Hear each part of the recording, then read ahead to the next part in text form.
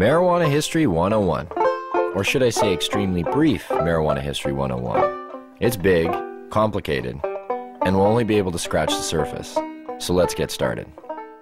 The first thing that strikes one as odd when looking at the history of marijuana, which is also known as cannabis, is how very much legal it once was. In fact, it wasn't only legal, it just happened to be one of the largest agricultural crops in the world, including the United States. You see, cannabis can also be hemp. And just what is hemp? Well, it's by and large the most robust, durable, natural soft fiber on the face of this planet. Up until 1883, and for thousands of years before, cannabis hemp was the largest agricultural crop in the world. It had thousands of uses and products. The majority of fabric, lighting oil, medicines, paper, and fiber came from hemp. The first marijuana law to exist in the United States was a law ordering farmers to grow hemp.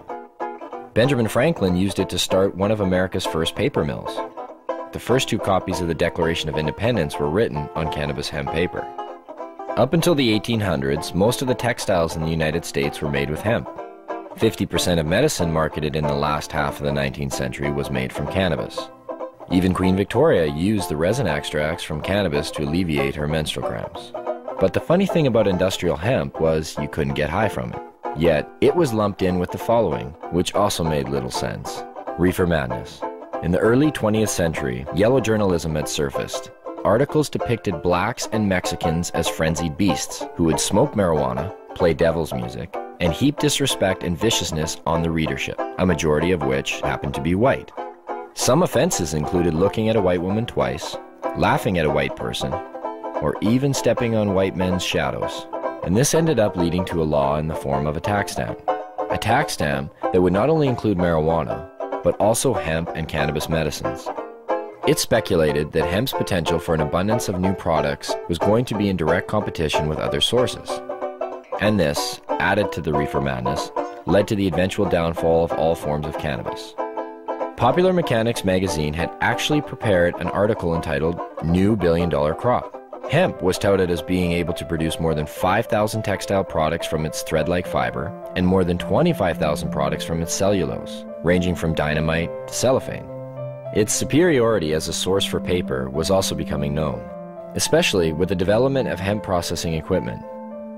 Now, the new Marijuana Tax Act was all fine and dandy, except for one thing. If you wanted to grow hemp, you needed to buy a stamp, but they weren't giving any out to anybody. And so, in effect, all forms of cannabis became illegal. Things pretty much stayed that way until World War II, when the government decided that hemp once again was a good thing and produced a video, Hemp for Victory. But by the time the war was over, hemp again became bad. And in 1948, when the marijuana law once again came into question, Congress recognized that marijuana was made illegal for the wrong reason. It didn't make people violent at all. It made them pacifists. The communists would use it to weaken America's will to fight. Congress now voted to keep marijuana illegal for the exact opposite reason they had outlawed it in the first place. And all through the years, report after report, commissioned by everybody, from the mayor of New York to the president of the United States, has come back with the view that marijuana should have no criminal penalty attached to it. Yet, marijuana remains as illegal today as it did nearly 70 years ago.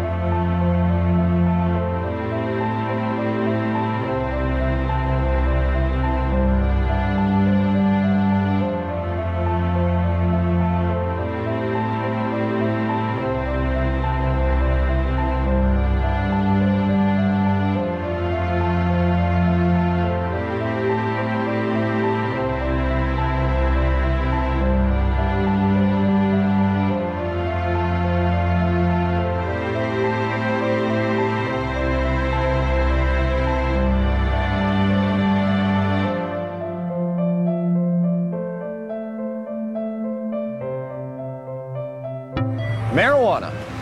It's become big business. A multi-billion-dollar business, both in Canada and the United States. But why has it become such a big business? Here in British Columbia alone, it's speculated that the illegal BC marijuana trade brings in upwards of $7 billion annually. And up to 85% of that product heads south to the United States. Having become an international issue, when do the lines blur? How does a massive underground market like this survive while remaining illegal?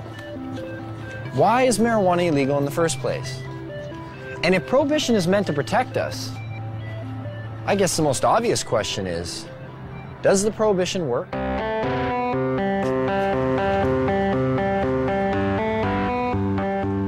If prohibition worked, okay, if you could just wave a magic wand and say, this has gone away, I'd be all over it, you know.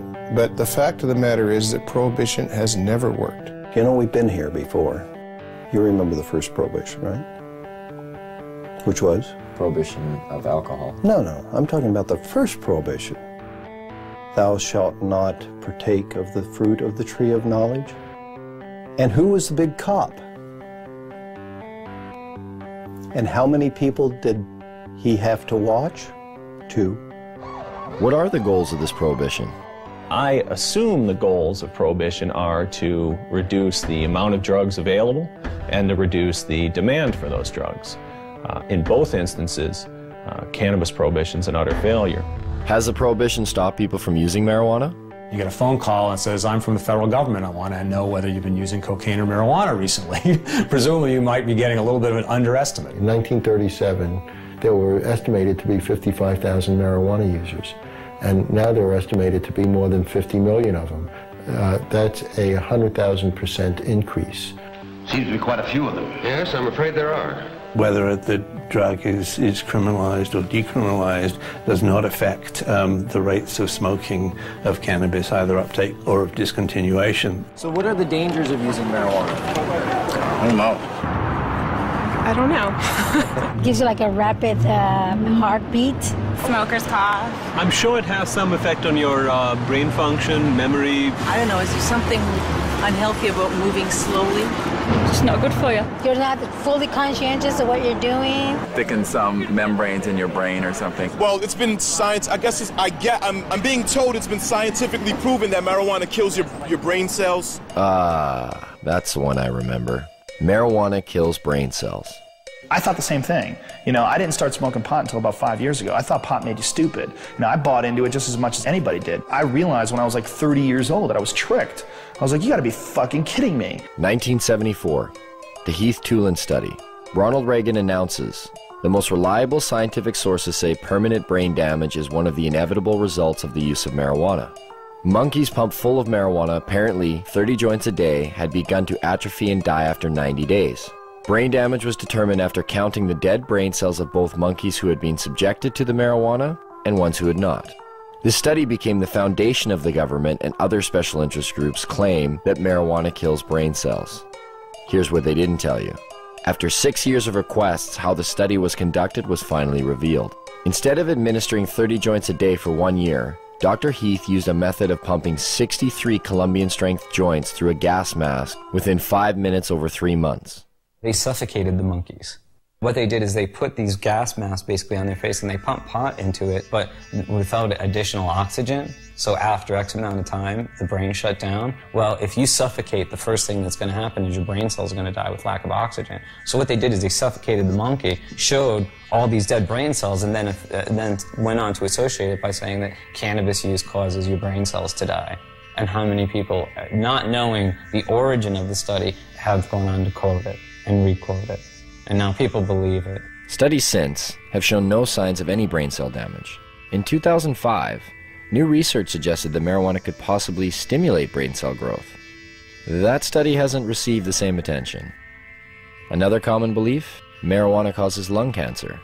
In the 1999 study by the Institute of Medicine that was paid for by the United States government, they had to use words like may and should cause cancer. We've been hearing for years them trying to say that it causes lung cancer, and we say, really, that's interesting because you can't even show us one case of cancer being caused by cannabis use alone. You definitely have to do it moderately because it does paralyze the cilia, but if it's not radioactive, you're probably not going to get cancer from it.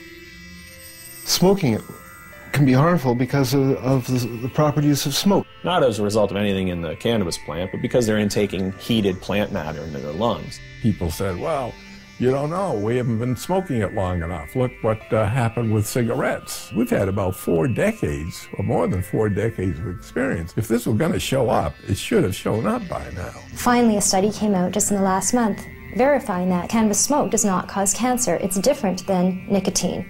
And the elements in the tobacco smoke do cause cancer, and the elements in the marijuana don't. There's no cases of marijuana-only smokers getting brown lung syndrome. There's no cases of marijuana-only smokers getting emphysema. Strange for a plant that's so dangerous. How come none of that? Marijuana is as bad for you or worse than tobacco? Impossible. If they had the evidence, they'd be putting emaciated bodies or emphysema, lung cancer, black lungs, they would be parading them throughout the media. They don't have one. Yet people somehow or other think that it might cause the same thing. In fact, if you look at the straight deaths from substances, a different type of picture starts to appear. The #1 killer in the country? It beat out AIDS, heroin, crack, cocaine, alcohol, car accidents, fire, and murder combined. Tobacco. That's a nasty, dirty thing to say, son. A lovely, pure white cigarette causing cancer. It gets me right here. With an average of 430,000 deaths per year, considering it's a #1 killer, it's interesting to know that tobacco receives government subsidies and is grown with radioactive fertilizer.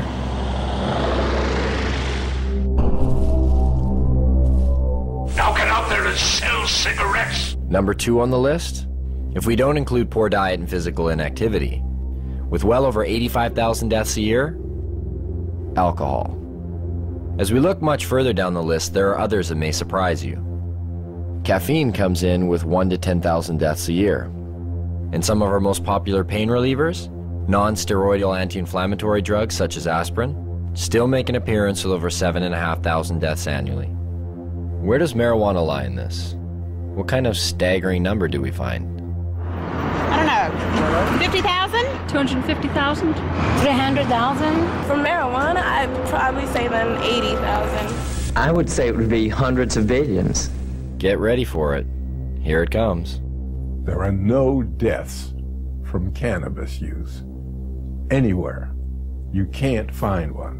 In 10,000 years of known use of marijuana, there's never been a single death attributed to marijuana. There's 400,000 deaths in America alone every year that are directly attributed to tobacco. I've heard that you have to smoke something like 15,000 joints in 20 minutes to get a toxic amount of delta-9 tetrahydrocannabinol. I challenge anybody to do that. And even in the animal studies where people have loaded the animals up with doses that would be hundreds of times what a human could possibly be exposed to, no, the animals don't die.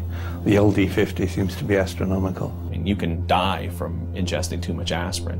You can die from ingesting too much coffee. The drug warriors who say we have to protect society, save these people, are being just a little bit disingenuous. Not one university or medical facility has ever recorded a single death directly attributed to marijuana. But never mind that. There's other problems, other reasons to fear it. Take addiction, for example. There are more kids in addiction clinics for marijuana than any other substance. This must mean that marijuana is the most addictive substance today. It's undoubtedly true that there are more teenagers and kids in treatment for marijuana than all the other drugs combined.